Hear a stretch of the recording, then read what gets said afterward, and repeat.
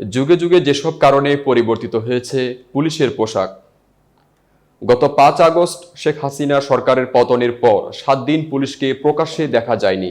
তাদের মনে যেমন ভয় আতঙ্ক ছিল, তেমনি কাজে ফিরতে বিভিন্ন ধরনের দাবি উত্থাপন করেন তারা।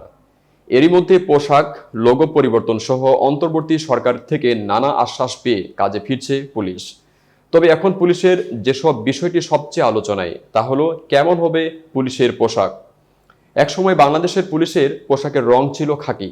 এই রঙের পোশাকের ইতিহাস ব্রিটিশ আমলের সঙ্গে জড়িত। আমাদের এই অঞ্চল যখন ব্রিটিশ শাসিত ছিল, তখনই পুলিশ ব্যবস্থা চালু হয়েছিল।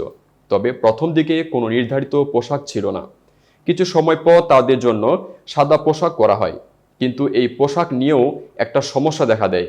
সেটি হলো, পুলিশ সদস্যদের সাদা ইউনিফর্ম ডিউটি করার সময় খুব তাড়াতাড়ি সেটি নোংরা হয়ে যেত। এতে ব্রিটিশ পুলিশের কর্মকর্তা কর্মচারীরা খুবই বিচলিত হয়ে পড়তেন। ফলে নোংরা আড়াল করতে পুলিশ সদস্যরা তাদের ইউনিফর্ম বিভিন্ন রঙে রাঙাতে থাকে, যা ছিল বিব্রতকর।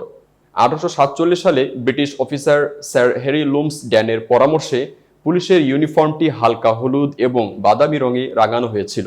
তারপর চা পাতা, পানি ব্যবহার করে সুতি কাপড়ের রং রঞ্জকের মতো তৈরি করে ইউনিফর্মের উপর লাগানো হতো, যার ফলে পোশাকের রং খাকি হয়ে যায়। সে বছরেই পুলিশে খাকি রঙের পোশাক গৃহীত হয়। মহান মুক্তিযুদ্ধের সময়ও বাঙালি পুলিশ সদস্যরা খাকি রঙের পোশাক ব্যবহার করতেন। অনেকে অবশ্য সাদা পোশাকও লড়াই করেছেন পাক সেনাদের বিরুদ্ধে। তবে দেশ স্বাধীন হওয়ার পর বাংলাদেশ পুলিশের পোশাকে সবচেয়ে বড় পরিবর্তন আসে 2004 সালে। সে বছর পুলিশের পোশাক পরিবর্তন করে মহানগরগুলোই হালকা জলপাই রঙের করা হয়। জেলা পুলিশকে দেওয়া গাঢ় নীল রঙের পোশাক। র্যাবের কালো ও এপিবিএনের পোশাক তৈরি করা হয় খাকি, বেগুনি আর নীল রঙের মিশ্রণে। এমনকি 2009 সালেও কিছুটা পরিবর্তন আসে পুলিশের পোশাকে। এতক্ষণ বার্তা বৈঠকের সাথে থাকার জন্য ধন্যবাদ। নতুন নতুন তথ্য ও সংবাদ পেতে বার্তা বৈঠকের ইউটিউব চ্যানেল ও ফেসবুক পেজের সাথেই থাকুন।